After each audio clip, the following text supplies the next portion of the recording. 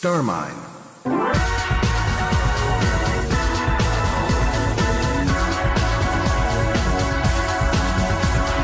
Hey everybody, welcome to a special episode of the StarminePodcast. This is episode 15.5.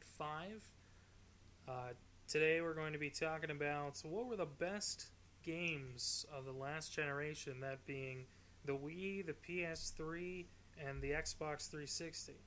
Though I don't think either of us chose anything from the Wii. But that's beside the point.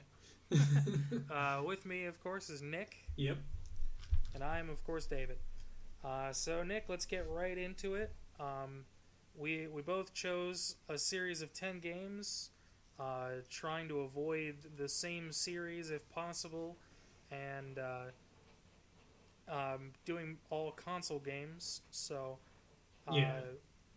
we're going to try to put our lists together into the top 20 of last generation. So, Nick, why don't you start with your number 10? Well, I picked Battlefield 3 for my number 10 because just generally, I always liked the Battlefield series, and Battlefield 3 was the first, Battlefield since Battlefield 2 that really, renewed hope for me in the series.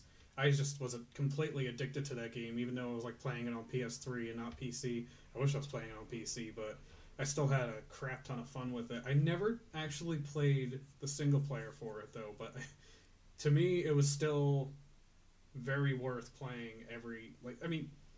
you don't play Battlefield games for the single player, right? Well, I have at points, but no, I agree. You play it's an online experience mostly. Yeah. So just generally, I picked that because that was the most fun I had with a multiplayer game last generation overall. Yeah, I had a lot of fun with that one too. I think I personally played more Bad Company 2 than Battlefield 3, but I also played a good deal of online with Battlefield 3. I did play a good bit of Bad Company 2, but not nearly as much as I played Battlefield 3. So yeah, what was your normal loadout for that? Just assault. Just assault. Medic class. Okay. I just did. I never actually. I did try the other classes. I just never got very far in them.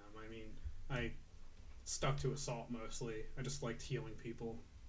Yeah, addicted to the defibrillator. I went around with a SCAR and whatever rocket launcher they had, and the rocket launcher was my main weapon usually. So. Yeah, I can't remember exactly what I used because I've been playing Battlefield 4 so much that that's kind of erased my memory. So. Yeah. Still generally the same game though. So it made your list for outstanding online right. playing? Yeah, just generally, overall experience, fun factor for multiplayer. All right. Well, my number 10 is also a multiplayer experience, but a local one usually. I picked Rock Band because it was kind of the culmination of Guitar Heroes from the generation before the last one with PS2 and regular Xbox and all that, to the full band. You can have all your friends, as long as you only have 3 friends, play along with you. It was just sort of the culmination of that spike in popularity of rhythm games, and right. It was. And not only that, though, it was very open to a lot of music. It opened a lot of people to a lot of music. Not even just a gaming impact, but it was a bit of a cultural, learning as well, as people picked up different things. Dragon Force wouldn't have been so popular for that few years there if it hadn't been for them. Except that was Guitar Hero.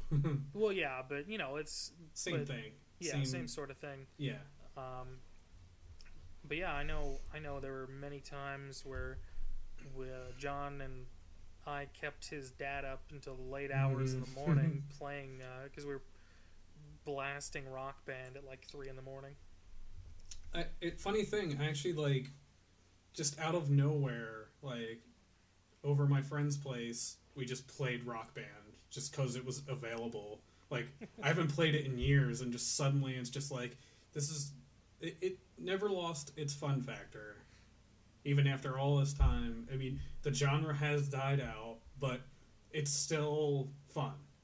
Yeah. It's just all our controllers are broken and you can't buy new ones. Well, I know. On a personal note, that's a bit of how my fiance and I met too, playing Rock Band. Mm-hmm. So I mean, it shares a special place in my heart for that as well. But it's also just, I mean, sunk endless hours into it. The create a character was pretty in depth, and you got to do someone kind of, you know, you could either go straight with it or, you know, insane. And of course, I went insane with it. Not to mention pretty much the ability to buy any song you can think of. Yeah, and by the end of the Rock Band stuff, I don't know if it was Rock Band or Guitar Hero, you could pretty much just add your own song in there. Yeah, that was Guitar Hero, actually. I can't remember if Rock Band did the same thing or not, though. Yeah. But yeah, so those are our number 10s then. So what's your opinion? Do you think Battlefield 3 or Rock Band should be higher on the list? Thinking about overall just the impact that Harmonix had on the industry, I would say that Rock Band is probably a better game just for that alone. Like, bringing people together to play video games, and it was fun, and we all sunk, like you said, we all sunk crazy amount of hours into it. So yeah, I would say Rock Band.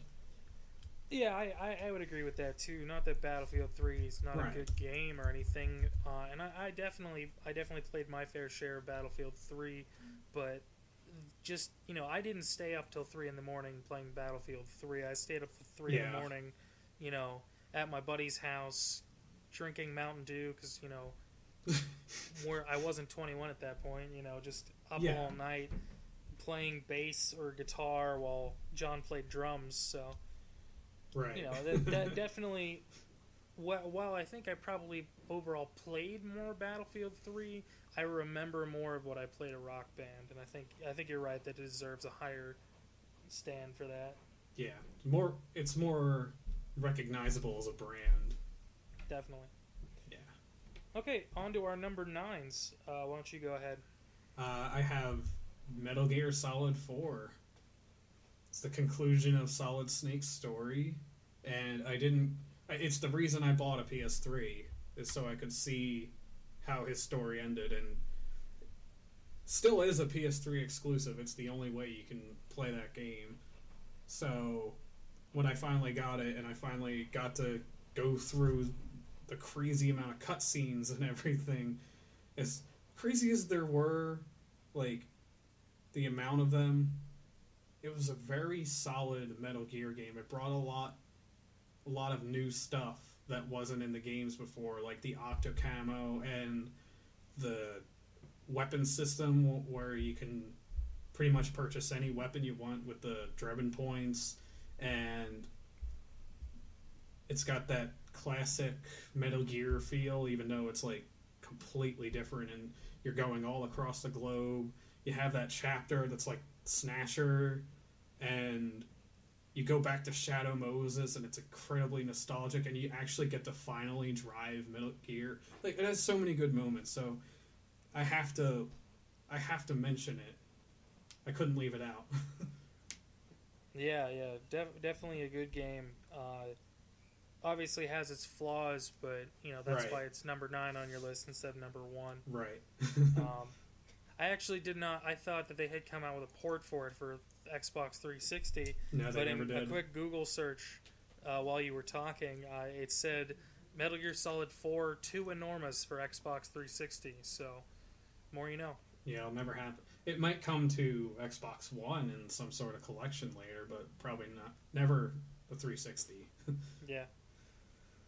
My number 9 is Batman Arkham Asylum.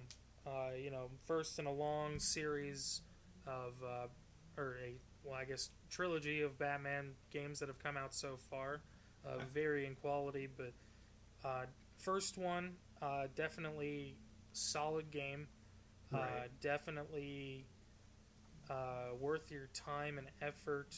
I believe it came out around the same time that Dark Knight came out as well. It did, yeah, around the same year. So Batman had a lot of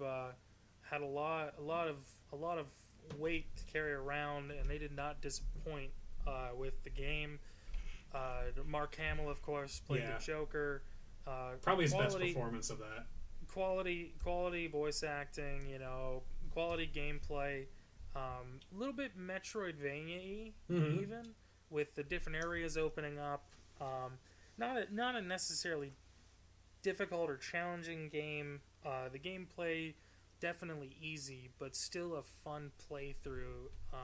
Felt a lot like the Batman animated series made a special one-off movie where things were a little bit more gritty. That's exactly how I felt with that game. I mean, I've played a little bit of Arkham City, and it kind of feels like a departure of Asylum, but I really, I don't know too much about it since I haven't gotten that far in it, but I definitely felt that way about Arkham Asylum in that it was this, self-contained spin-off of, what we grew up with Batman.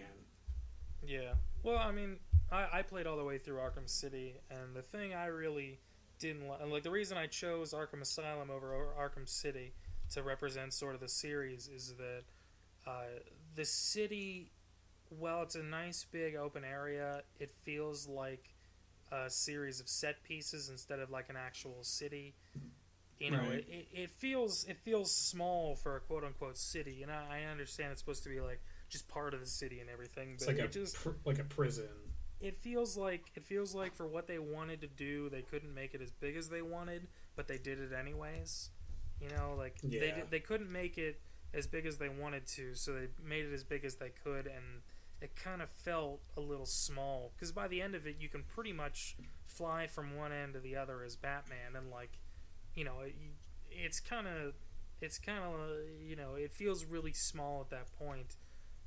There's a lot of one-off, you go inside of buildings, do a little bit of a mission, then come back out to the open world area, that kind of thing. Yeah. And we'll see how, this generation treats the Arkham series with Arkham Knight, because that looks to be an actual city. You drive around the Batmobile and everything.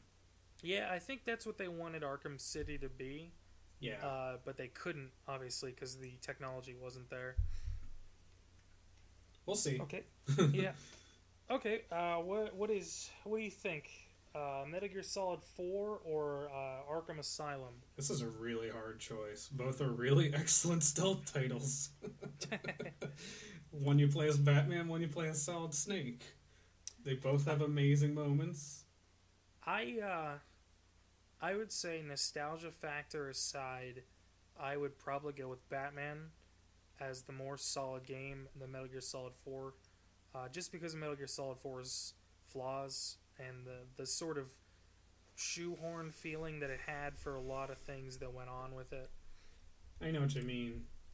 Just Metal Gear Solid 4 has the best final boss fight in the series. It's good. Don't get me wrong. It's good, and I'm just having a hard time deciding. I guess just personally, there's another game on my list in the Metal Gear Solid series that we'll get to. Yeah. That I liked so much more than 4, even though it was a much more stripped down, simple game, at least story wise. I mean, that's not to say I didn't like Metal Gear Solid 4's gameplay, but I think just because Metal Gear Solid is a story-focused game with gameplay, with solid gameplay as well, the story fell a bit flat, and that's why I think Arkham should be higher up on it.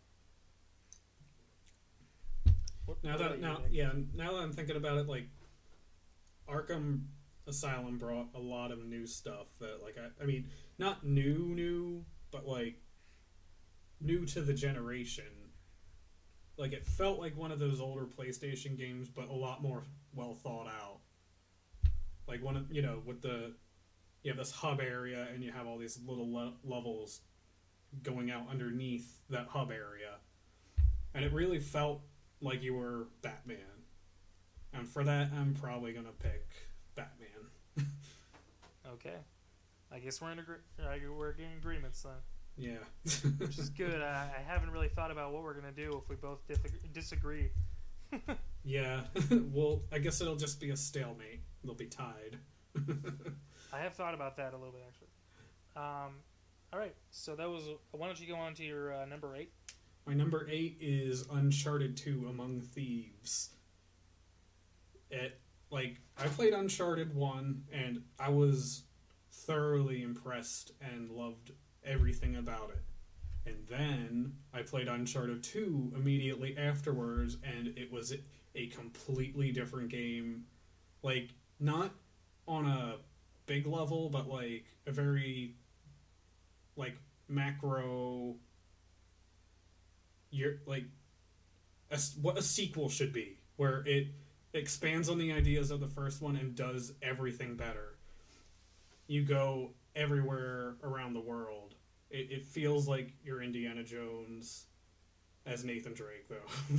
Nathan Drake is pretty much Indiana Jones, but it's super fun, and there's so many good moments in it. Like, it does like the Call of Duty set piece thing, but like way better. And the characters and the voice acting, it's entertaining. It's like if a really good popcorn flick was a game. That's the Yeti one, right? Yeah, that's the one with the Yeti and Shangri-La. Yeah. I agree. It's a good choice. It's a good choice. I never played it. I own it, but I've seen you play it, and it looks like it was a solid. It was a solid watch, at least. I don't know about playing. Oh, it's fun. Definitely a solid watch. There's actually not that many cutscenes in it, surprisingly to me. There's only like about an hour of cutscenes. It's a pretty long game, too. I mean, yeah, it took me like 12 hours to beat the first time, whereas the first Uncharted only took me like 8 hours. Yeah. So, yeah, it was like substantially bigger in comparison to the first one. Mm-hmm. Well, my number 8 is not nearly as story-driven or, set-piecey, but it's still pretty beautiful. It's Rayman Legends. Origins. Rayman Origins. Rayman Origins. Okay. Yes. Because that's the one I've played. Just a very, very solid platformer. I had a lot of fun playing it, and the UB Art engine, I think at that time it was still just kind of like its own thing as they were developing it into the UB Art engine. But whatever it ended up being, just a real solid engine, good classic platformer, kind of showed everyone what next gen, like, full sprite 2D could look like. Yeah. I haven't, disclosure, I haven't actually played it, so this is going to be weird. But yeah, definitely up there on my list of fun to play games. It has a bit of that Super Mario Wii feel that you shouldn't play with loved ones if you want to keep them as your loved ones. Right. Because while you can't jump on each other's heads and kill each other, there are a few points where you can leave people behind, and I know that some people get frustrated at that. Yeah. And if you know platformers better than the other person, sometimes that can get complicated, and you want to jump ahead, and maybe they're a little bit more methodical about it, and mm-hmm. But yeah, an overall good game, good looking game. Simple little story, fun, extra challenges in there, good solid game, and a good demonstration of what a modern day 2D game can be. Okay. Yeah. I'm gonna say right away though, Uncharted 2 is higher on the list than yeah, Rayman, I haven't played Rayman Origins or any of the Rayman games. I think you'd agree with that, so we're just gonna not even argue about that one. Okay, yeah. but Sold. still a solid game. But I think Uncharted beats it out definitely. Okay. So why don't you move on to your number 7?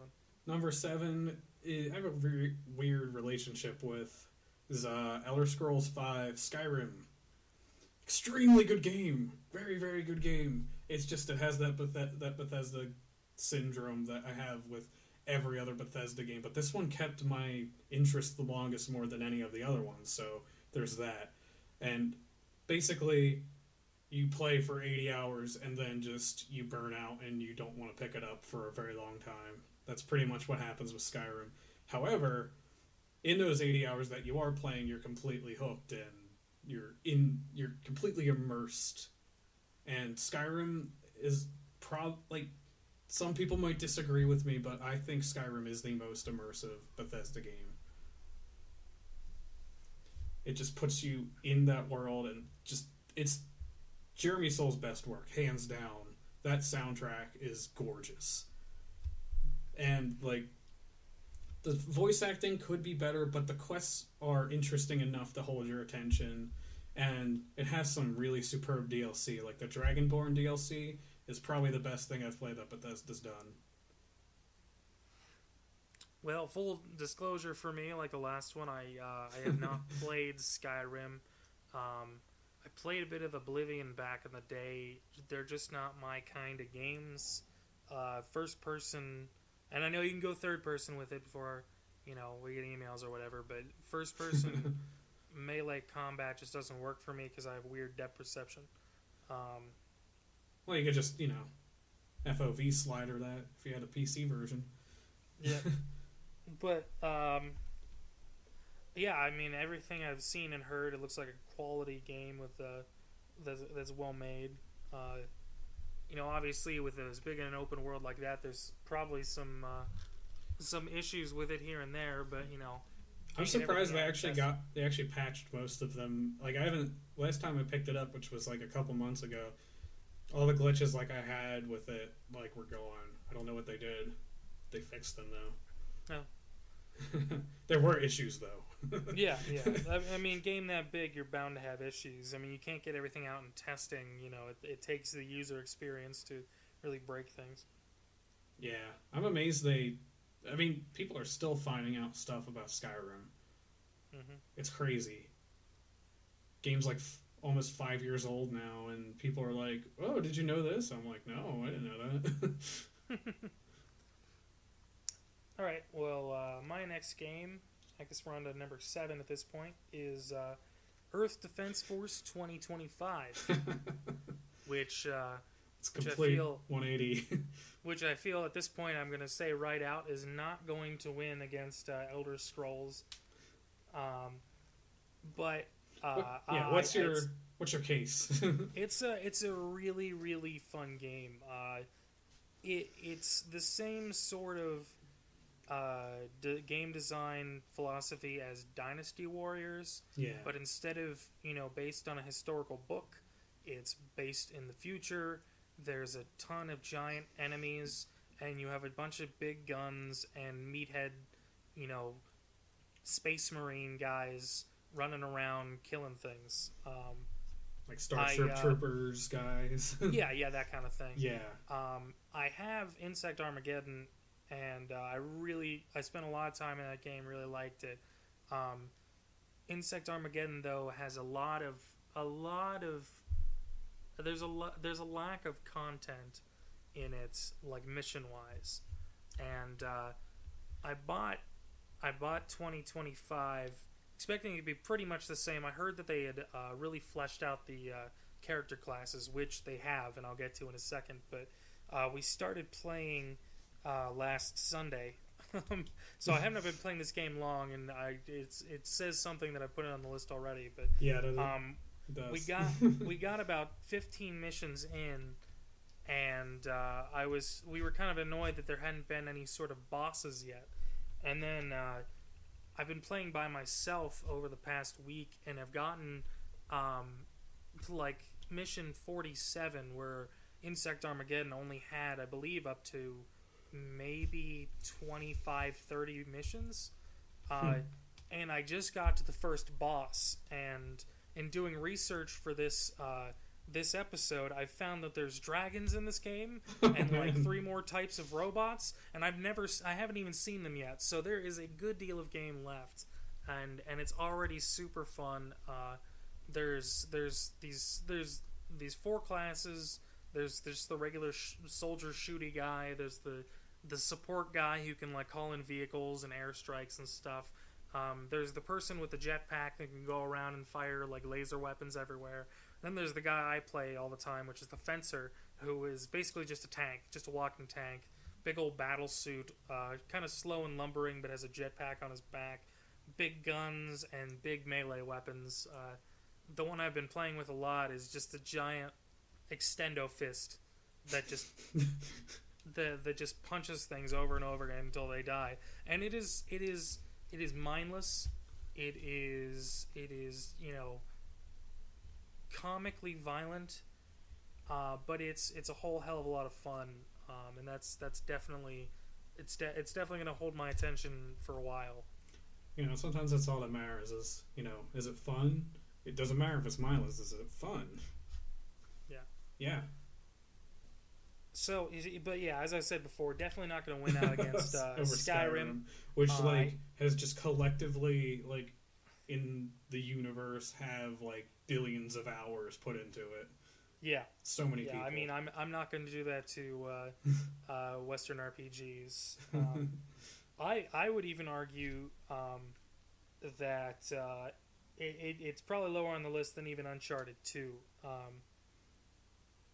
Obviously, you don't have any playtime with this, but what do you think? Earth Defense Force? Yeah. What do you think? Just it sounds really fun. Just sounds really the fun. way you're describing it. Yeah, I would play it. What do you think? Higher or lower than Uncharted?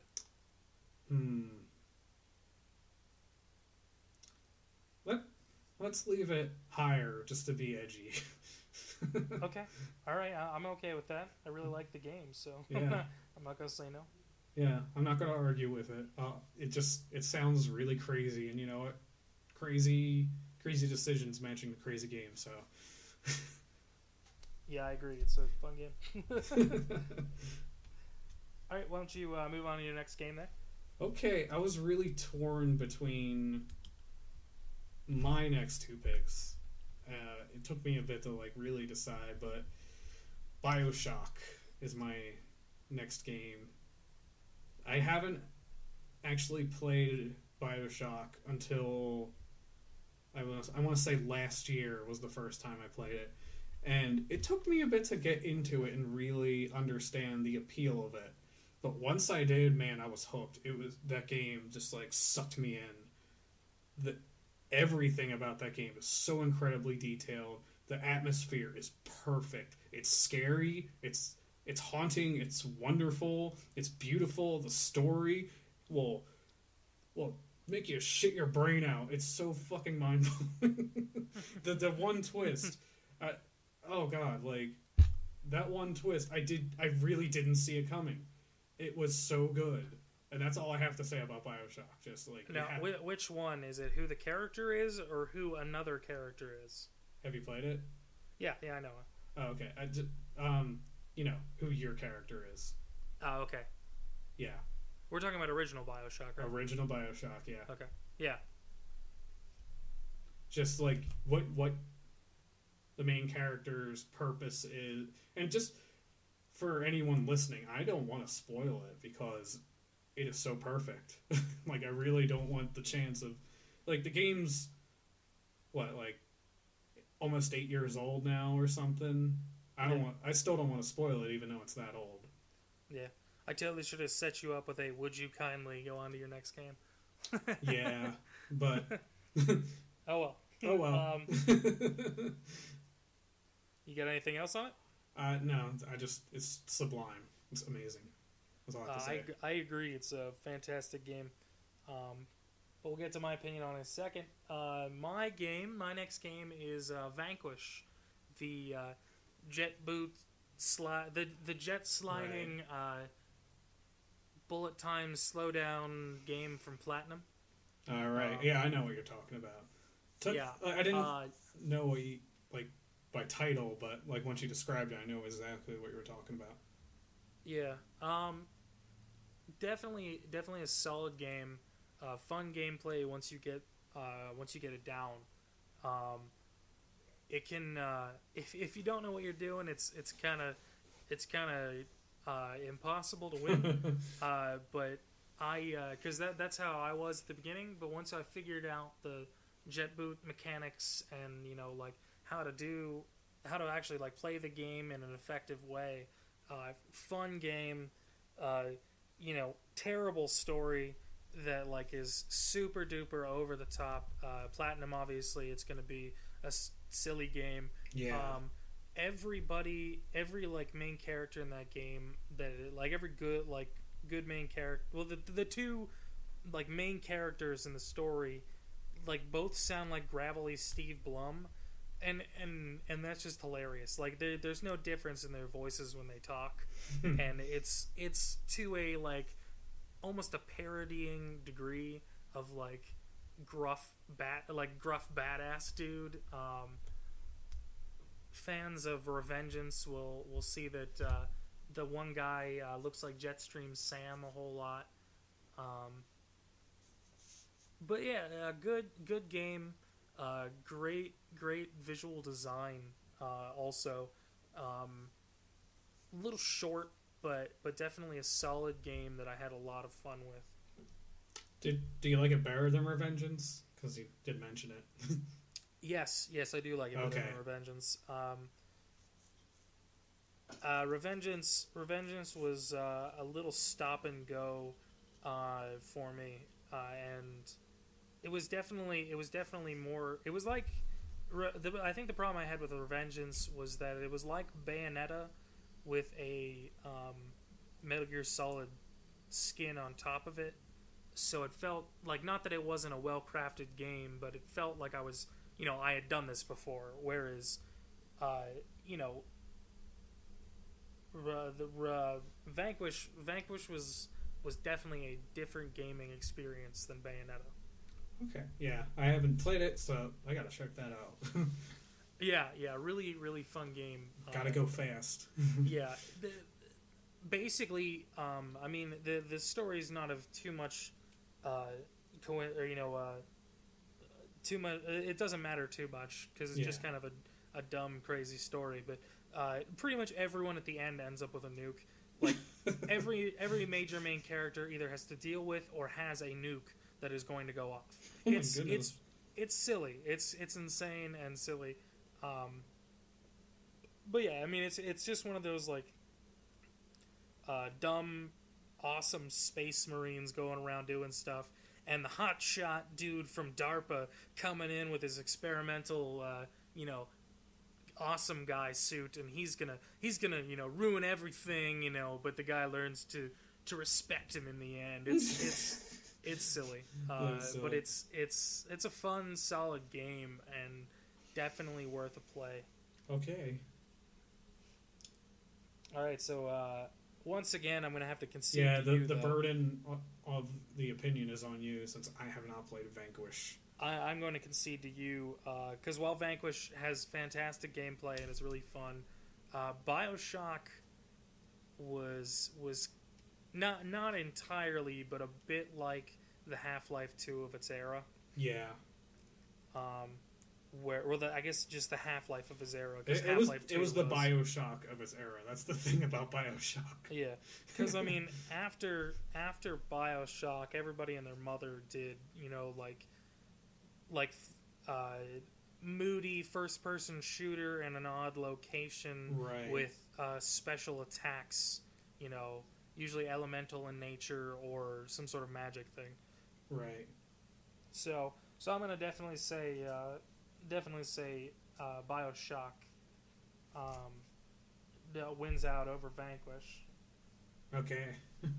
So would you kindly go on to your next game? See, I used it anyway. Portal 2. I loved Portal, and probably played it like 12 times when I first got the orange box.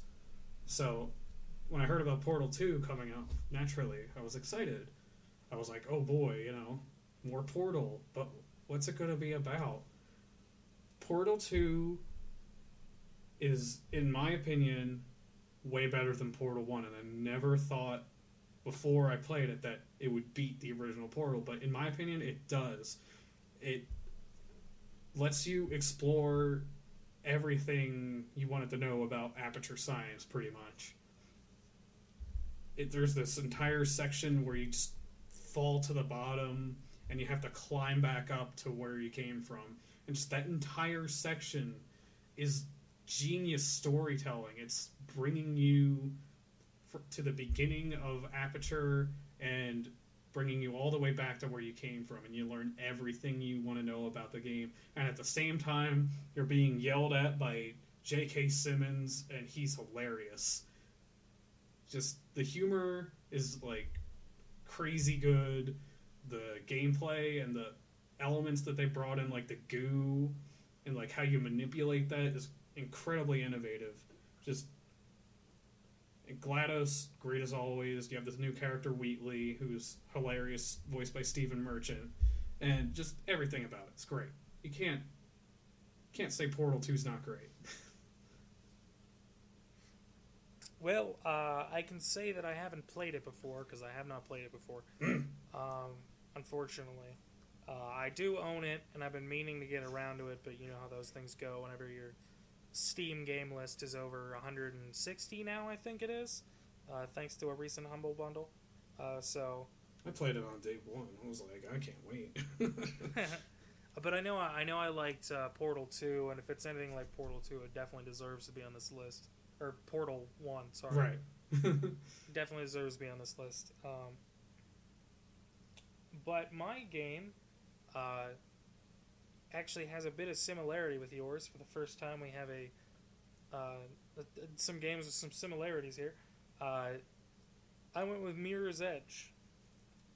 Incredibly colorful. I haven't played it. All I know about this game is it's incredibly colorful and interesting and fast-paced and just like really pretty. See, that's the funny thing about it. I would say it's not actually that colorful. It's actually quite stark white. Yeah, but the parts that are colorful jump out at you. So well, yeah, I mean, but yeah, and it's colorful in a non-colorful way. That's yeah, sure. that's what I meant. But I just a really really fun game.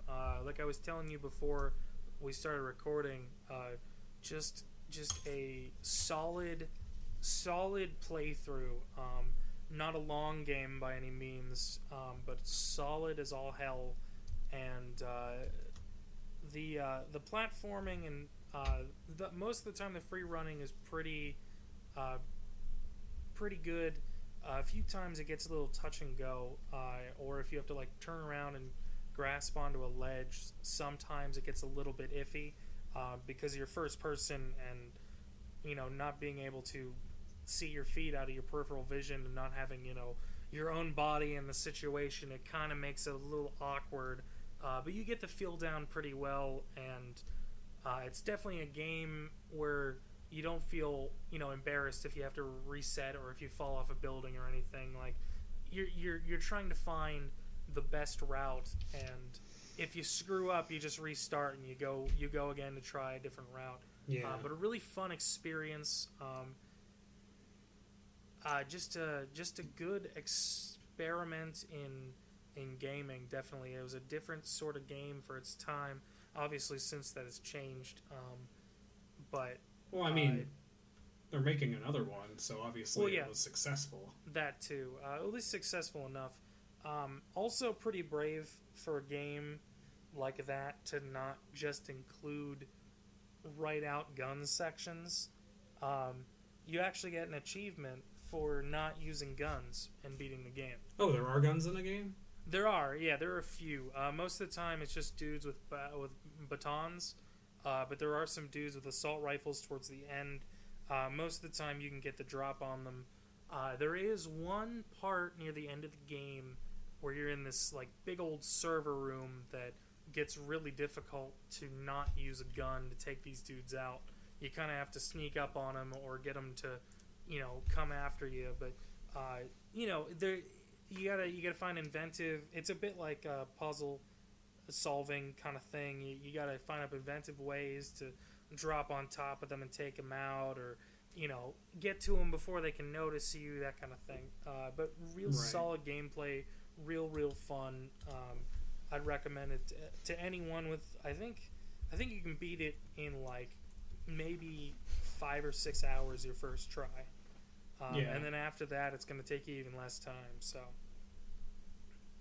So we have two really similar games here. Two similar games that the other has not played. Yeah. So I'm just going to call it a tie and say both of them are tied at 10. All right. So, moving on to your next one then. Perfect. Oh, man. Yeah, I wish I could put this one higher, but it's just... all those other games are just so good, so... But I would totally put this as, like, a number one game of all time if those other games didn't exist, and that's Red Dead Redemption. Man, I like GTA. GTA was good, but I picked up Red Dead Redemption, and actually, it wasn't even I picked up Red Dead Redemption. I saw the trailer for Red Dead Redemption. I'm like, that's going to be the best game ever. Like, I saw that. I'm like, that game is going to blow my mind away. I've always wanted a really good Western.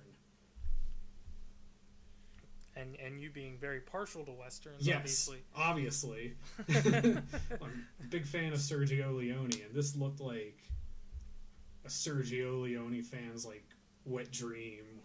And, like, you have all these elements from those, like, his films and, like, other spaghetti Westerns and other just, like, John Ford Westerns and The Magnificent Seven and, like, all those... It's just a conglomeration of Westerns as a huge open-world game with an incredible story, extremely likable characters, great gameplay. I could just talk forever about this game, so I'm just going to stop now.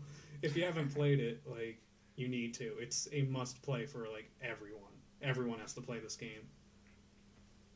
Yep, unfortunately I have not played this one. Damn it, Dave! It is. I'm looking at it right now. It's right in front of me, right behind my copy of Front Mission 3. But my game, semi-similar game. Open world. Yeah, open world based on a type of movie. Fallout 3. Wait, what type of movie was Fallout 3 based on? Mad Max. Oh, right, yeah. Yeah. That game's pretty much Mad Max. I mean, you get the dog for shit's sake. Yeah. But just a real good first-person shooter, open-world game. Before those became overly popular on the system, I think so at least. If I'm getting my timelines right. Right. I think you definitely one of the first and most competent of them. Liam Neeson did some good voice acting in it. Mm-hmm. Story's a little weak, and I know some people don't like the endings, but it's kind of fun to explore DC and the surrounding areas. And since I have family down there, I've been to those areas and I've seen those things, and seeing some of the familiarities in real life in a game's pretty fun. And obviously the Pittsburgh, the Pit DLC, obviously, that was pretty fun too, even if they slapped you into a steel mill for the entire thing instead of letting you explore Pittsburgh. But just an all-around fun game, it's so much to do in that game that it's like you literally cannot do it all without a good, without quitting your job and just making that your full-time effort. Right. And of course, nothing can beat the random, completely unexplained and what's the word I'm looking for? Random events? No. Well, I mean the random events, but I was thinking more. I was going to say more of the completely unexplained and completely like just visual Bizarre, storytelling. out of this world. Yeah, but stuff. bizarre Dunwich building. I don't know if you ever went to that one. No. It's just you show up in a Lovecraft horror story. Yeah, I have played Fallout 3, and I have put like over 50 hours in it, and there's still stuff I have to do in that game. I need to get back at it.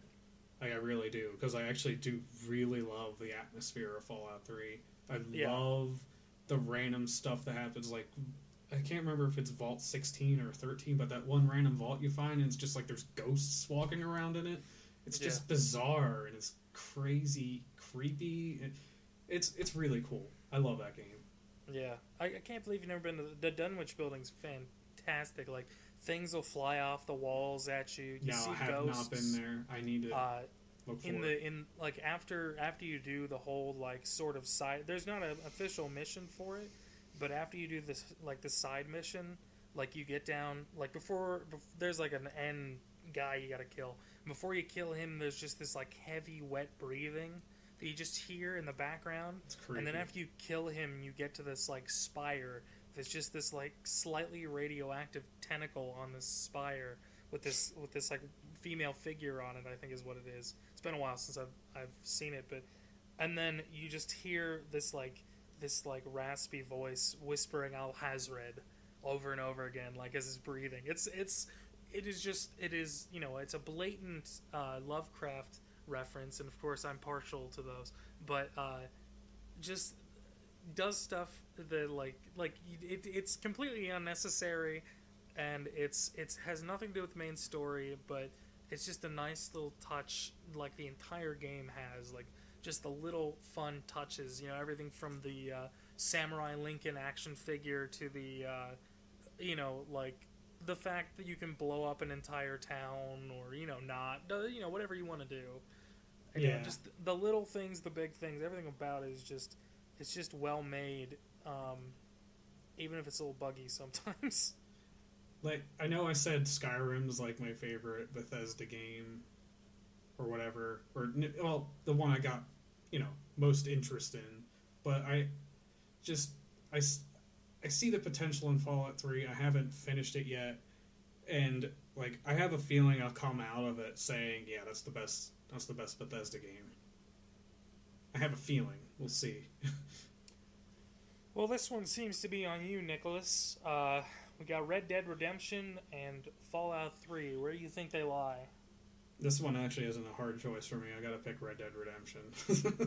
I figured that's what you were I love Fallout 3, but Red Dead Redemption, everything about it is just perfect for me. Incredible game. Wonderful.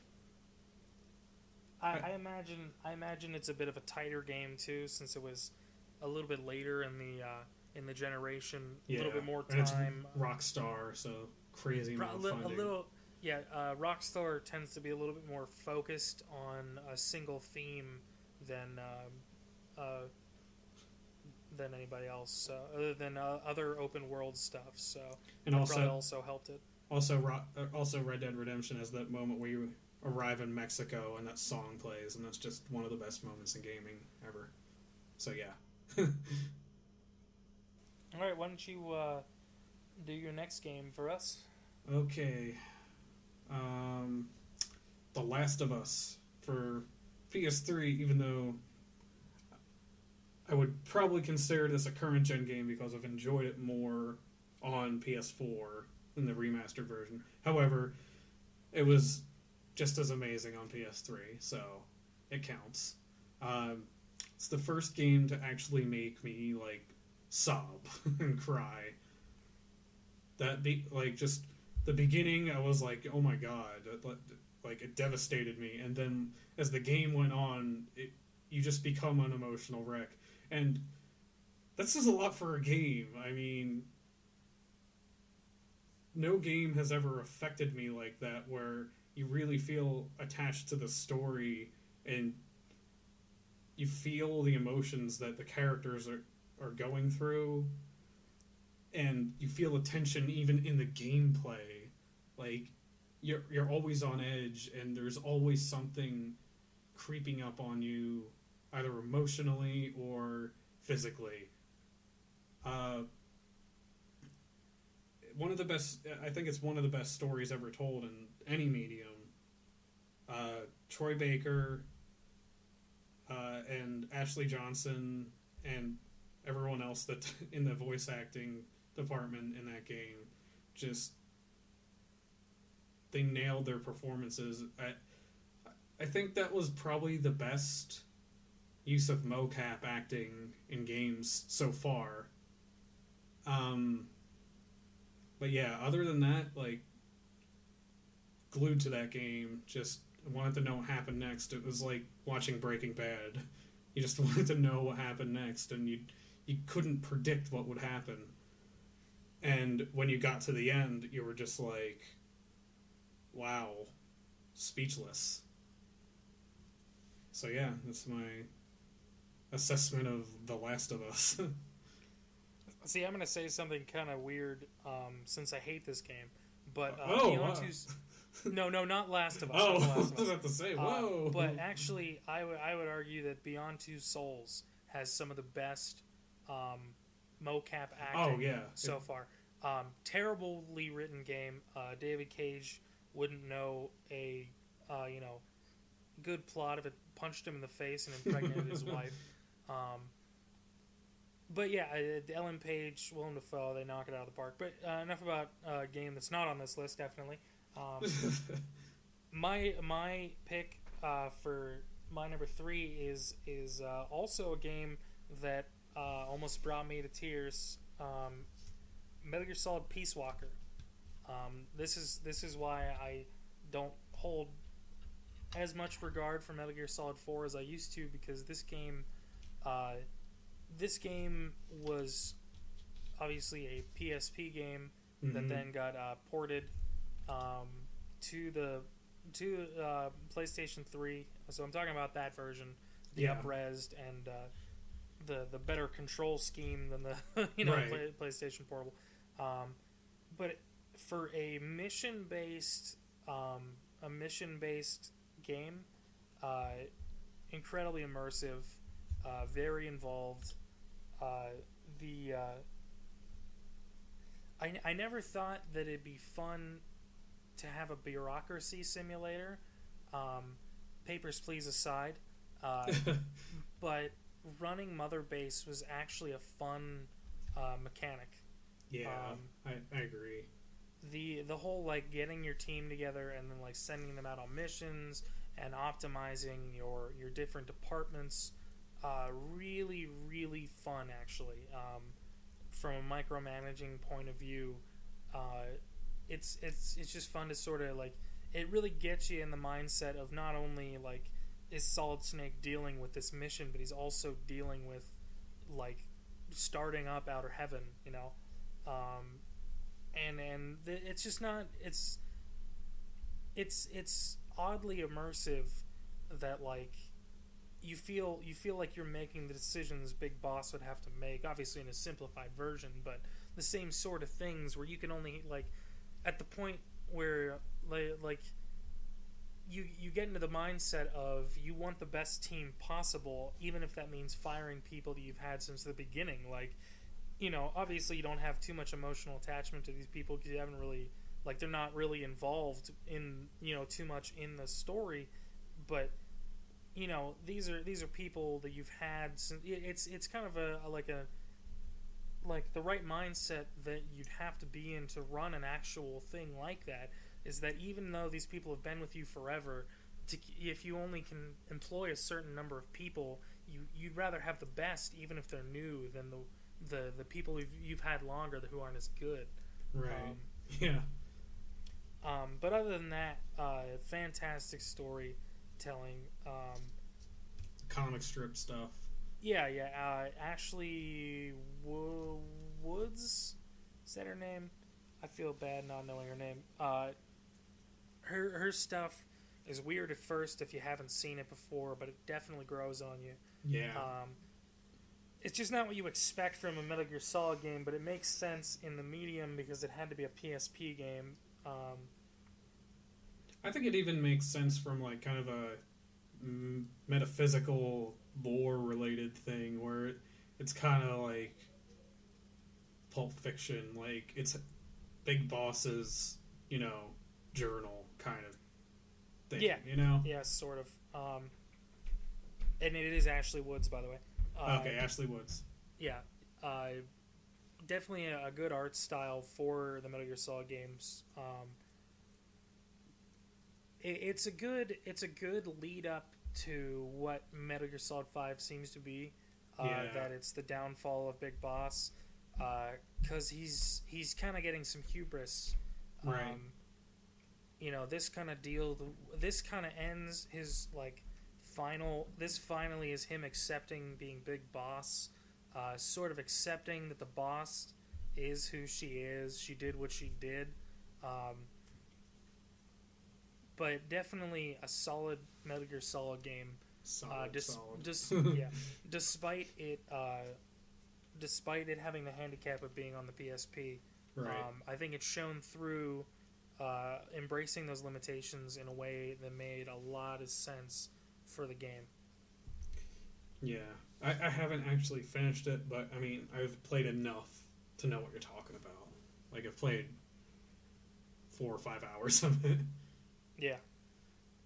And the ending, man. I mean, I've talked about it before, but, like, it's just like, oh, you thought killing the boss once in Metal Gear Solid 3 was bad? Well, now you're going to watch it happen like 4 more times. Oh, Fuck God. you. And you're like, oh, God, stop it. This is horrible.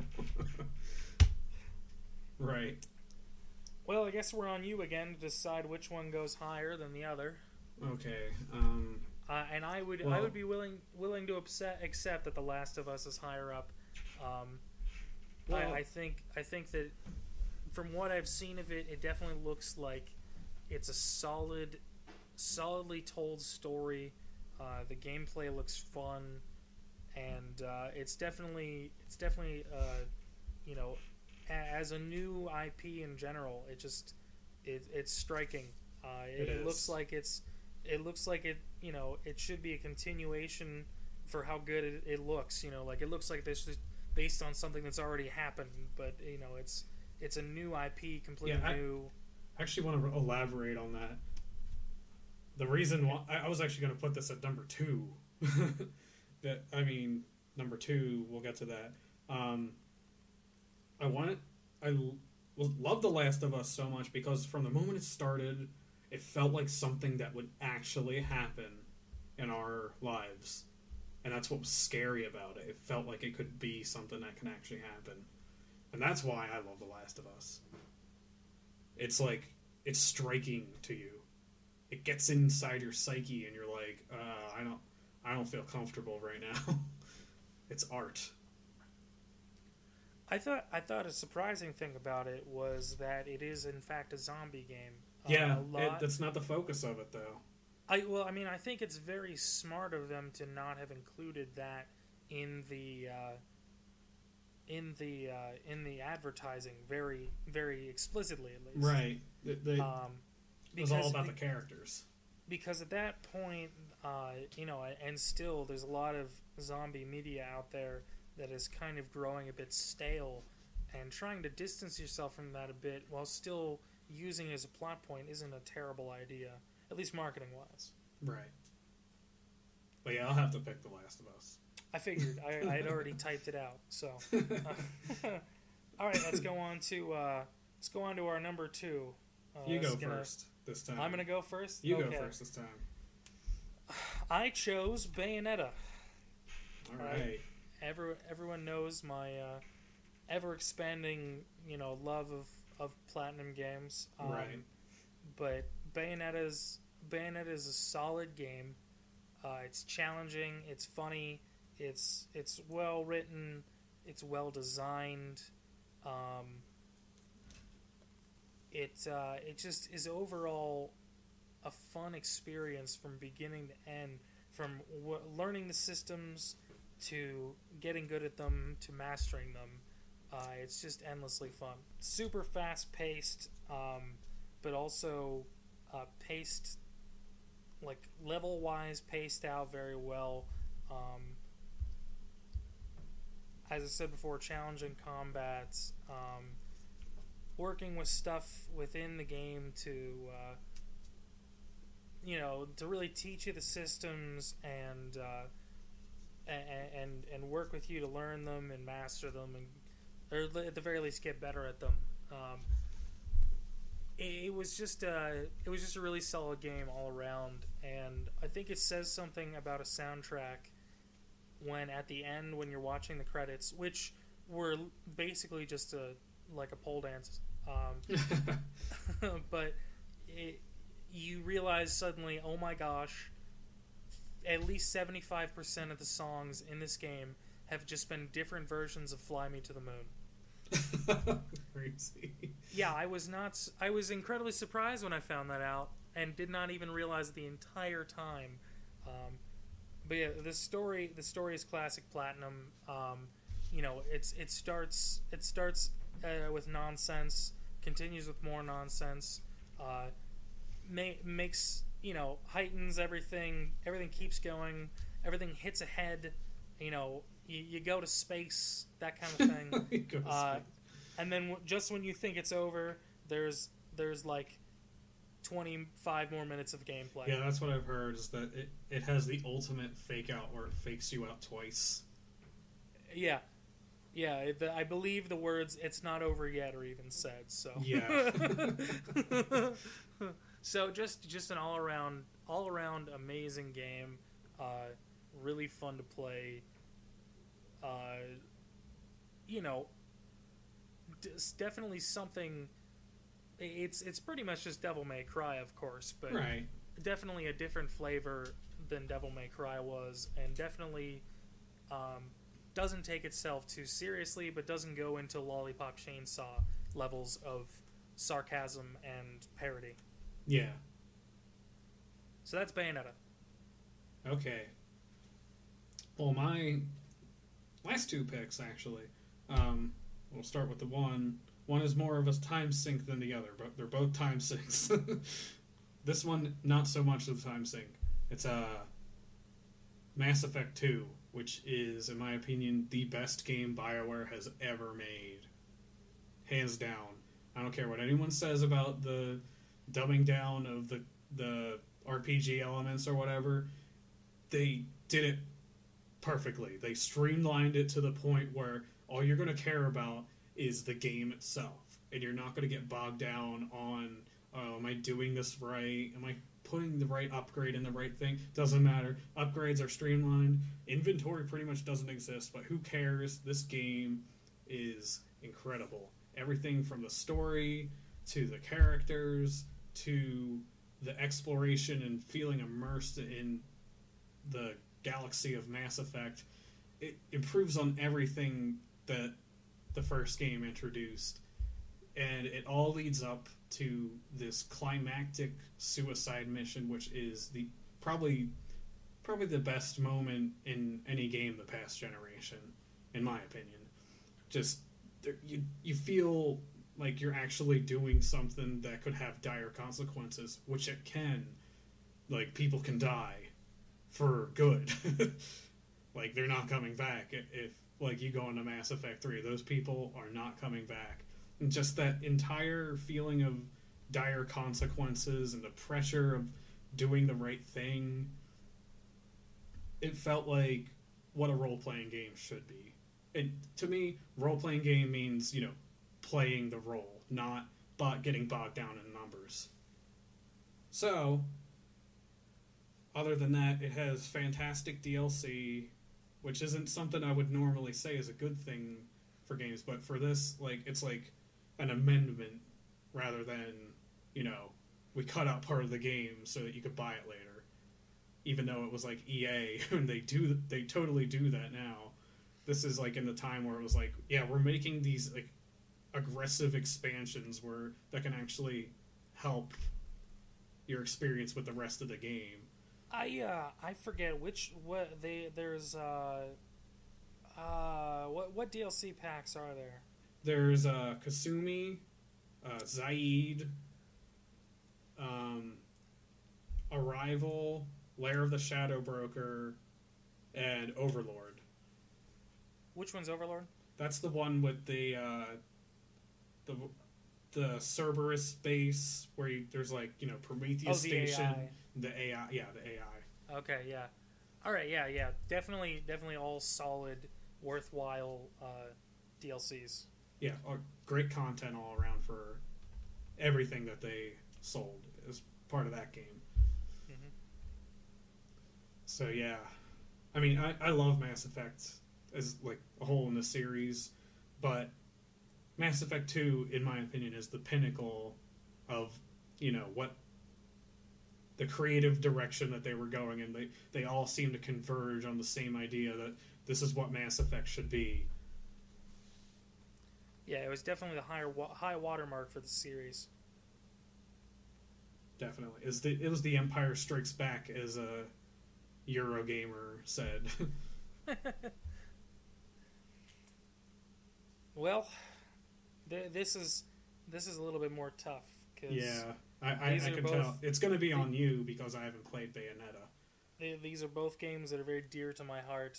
They're both games that I spent a lot of time with. Both games that I really enjoyed a lot. And I mean, especially the Mass Effect series as a whole, I think that carries more weight with it, which is why I think I'm going to pick it over Bayonetta, which is surprising to even me at this point. I'm surprised. I just said that out loud, and I think I'm going to stay with it. But not that I don't love Bayonetta, but I think just the weight and methods of storytelling in Mass Effect 3 outweigh the frantic, amazing gameplay of Bayonetta. Okay. And it's a shame what happened with Mass Effect 3, but we will also get to that in a little bit. Yeah, we'll get to that. So you got to tell me to go first last time, so you go first. Okay. This time. My number one game of all time, and I actually wrote a blog about this, and we can link it in the description. My favorite game of all time is something I didn't play until 2012, which is only like, 3 years ago now? Has it been 3 years? Okay, whatever. Dark Souls. It was the first From Software game I've ever played, and I had no idea what I was getting into. It was an impulse buy. It was the best impulse buy of my life, though. I was just like, I want something challenging. I heard this game is challenging and good. I don't know what to expect of it. I pop it in, and like, there's nothing clear about what's going on at all. I am completely lost, and like, you get dropped off, and like, I did the tutorial and everything, and I was fine with that. I'm like, oh, this isn't as hard as I thought.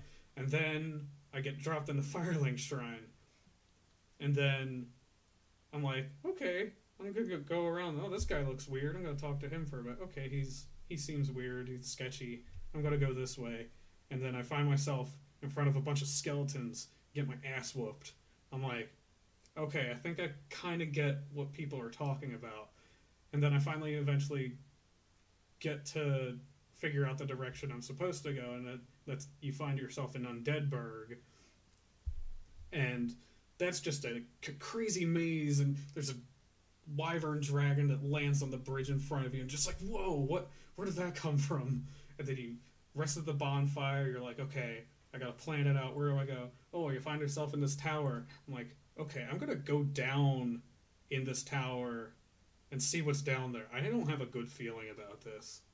I don't have a good feeling about this at all. I go down all the way to the bottom, and I see this guy in armor just chilling, and then I go take one step too far. He just starts bolting towards me. This is Havel, if you don't know.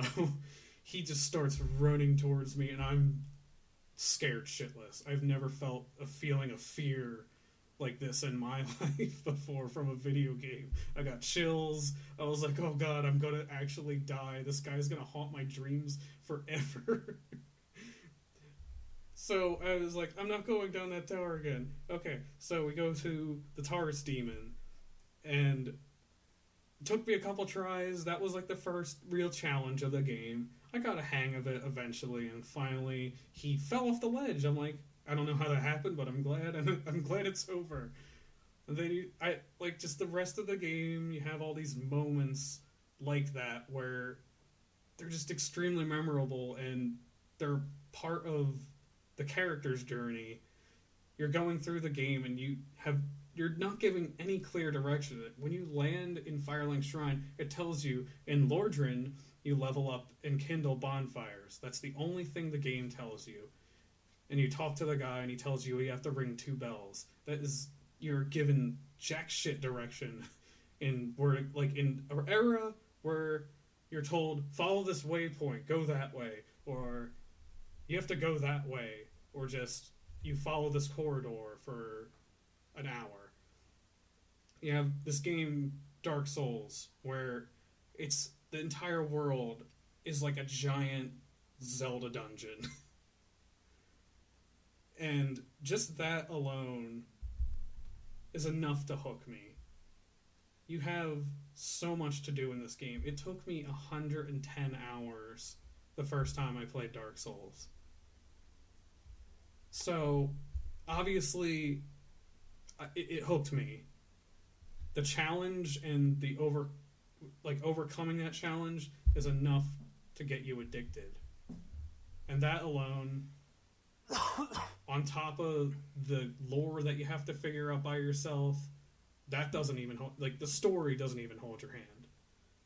It's all about figuring out the mystery. It's all about player involvement. And even down to the multiplayer, it's like that. It's all about the player and the player's journey. And that's why I like Dark Souls more than any other game. That was beautiful, Nick. Thank you. Yeah, I had a very different experience with Dark Souls. Got to the Tauros demon, did everything everyone told me I was supposed to, died a bunch of times, put it down, never picked it back up. So it's okay. I didn't look up anything the first time I played it, actually.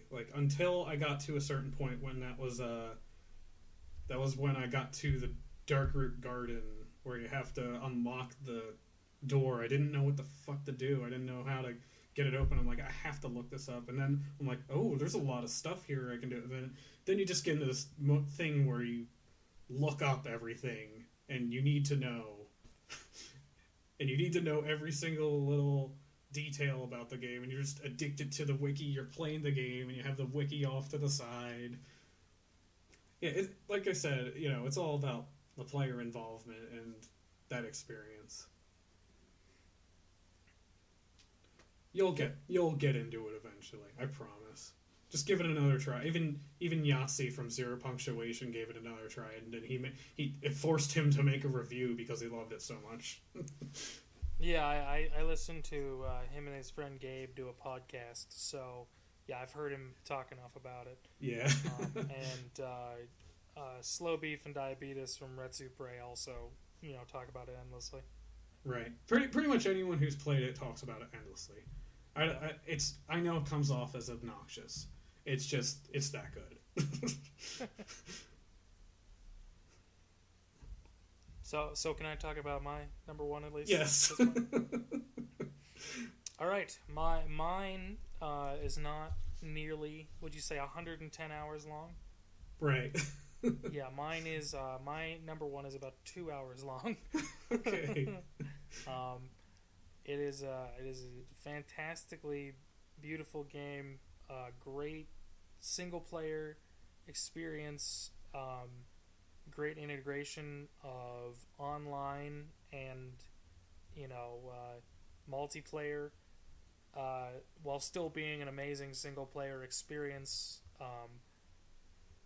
And it is so well put together and made that any angle you put in that game will be a screenshot that you can put on a trailer somewhere.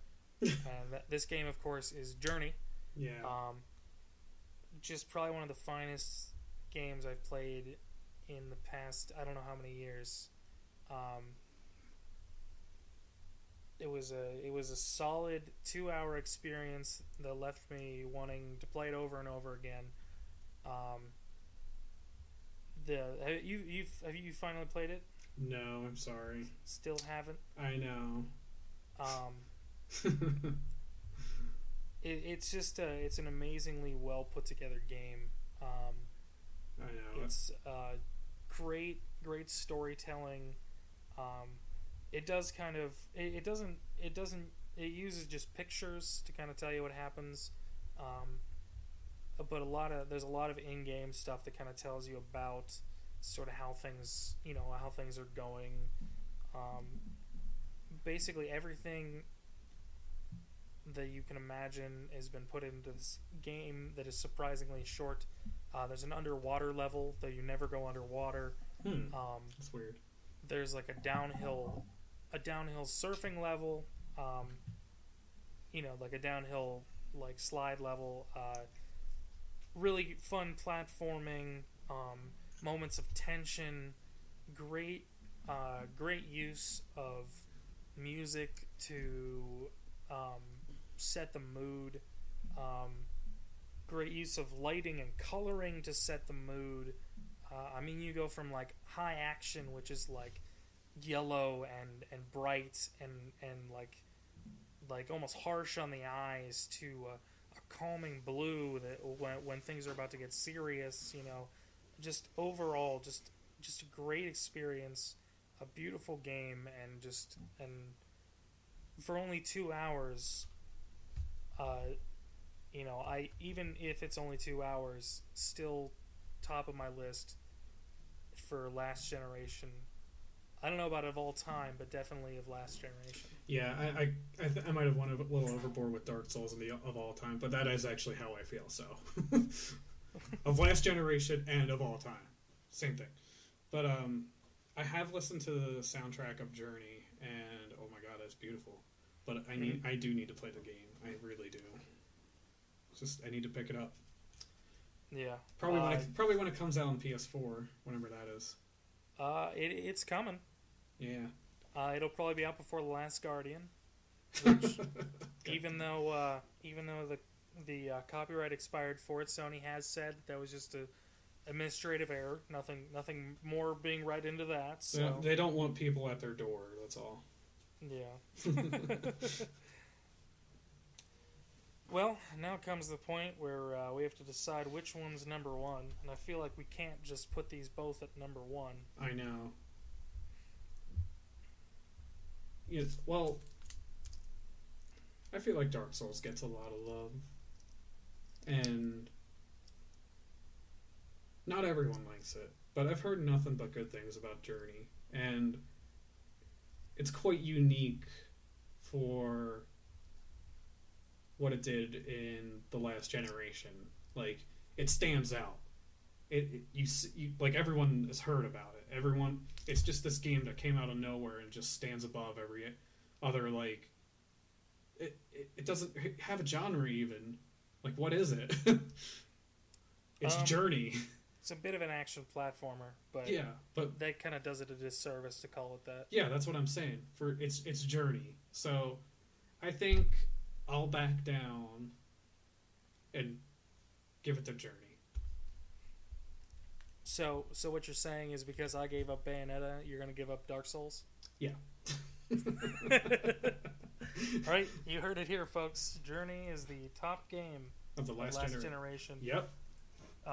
That we played and that we included on this list. There you go. So says StarminePodcast. Since we're already running a little long, we'll make this last little segment quick. I guess I'll go first. Yeah. This is games that disappointed us, or games that we wanted to be on this list from last gen. I have two here. My first is Alice Madness Returns. I played the original American McGee's Alice, and I loved it.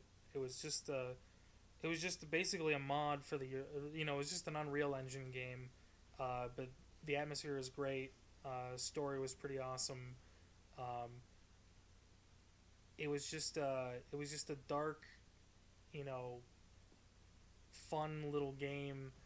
It was pretty twisted and well made. And then that was PS2 era.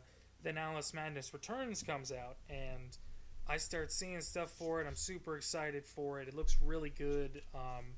You know, it's a direct sequel, obviously, and then I just start playing it once it finally comes out, and it is really boring.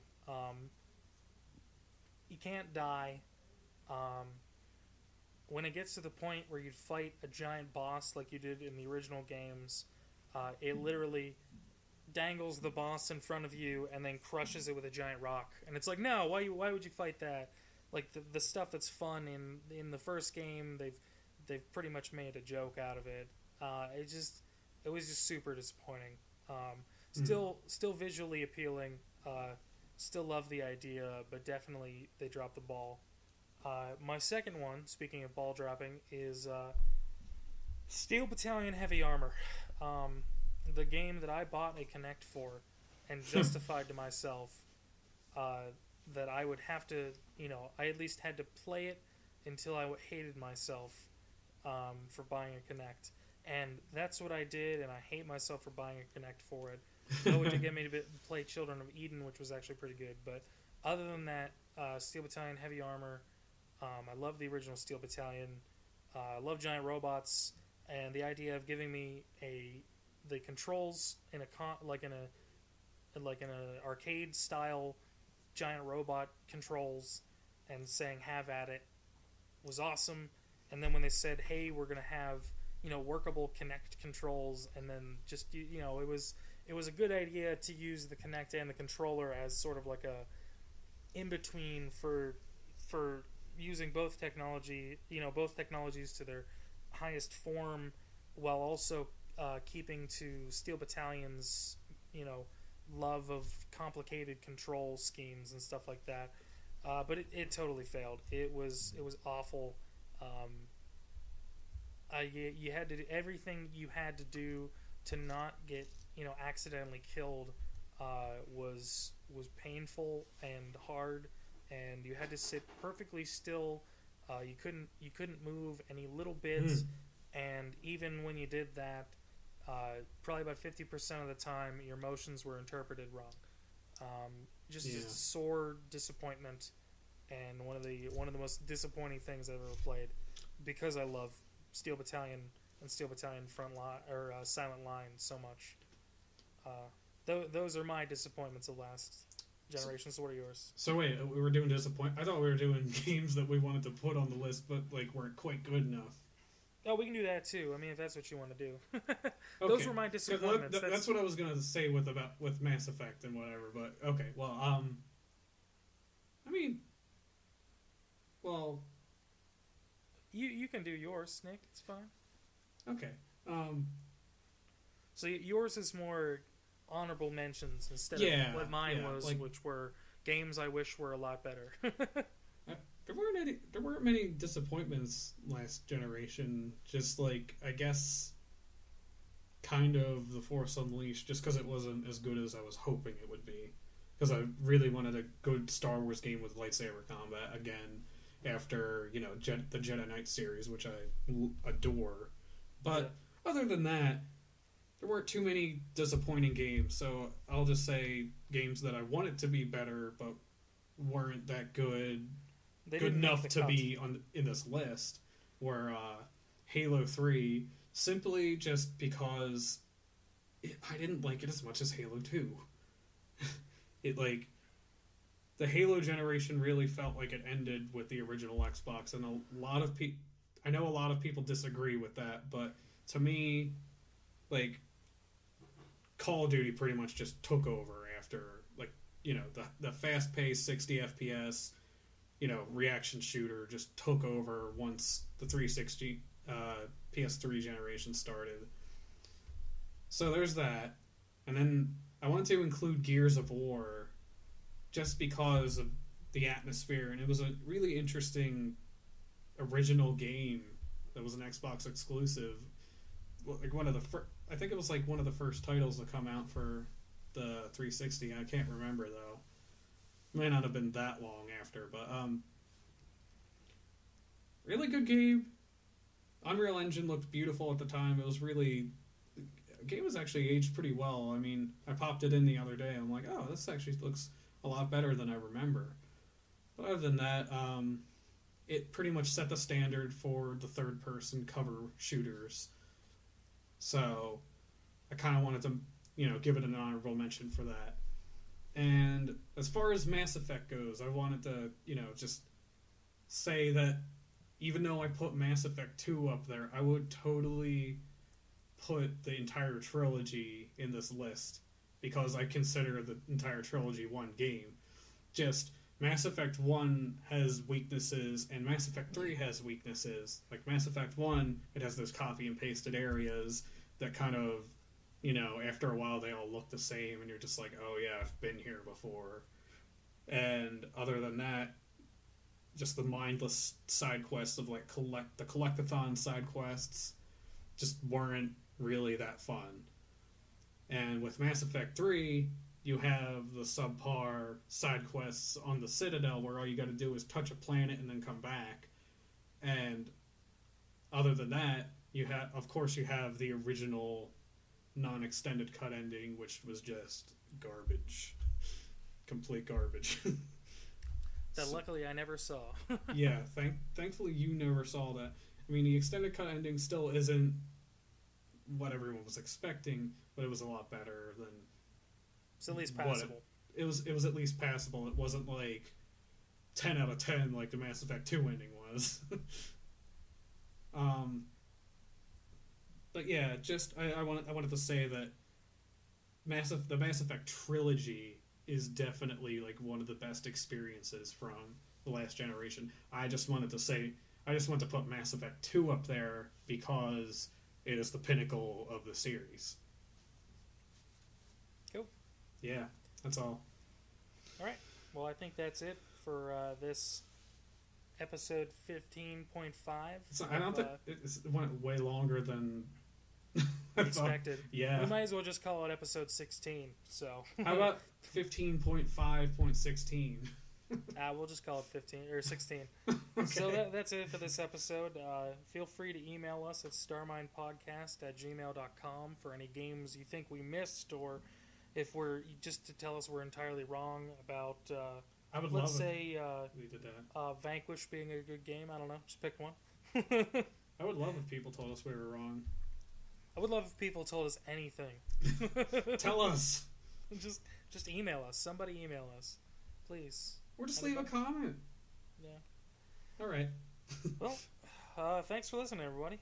Goodbye. Thank you. Bye.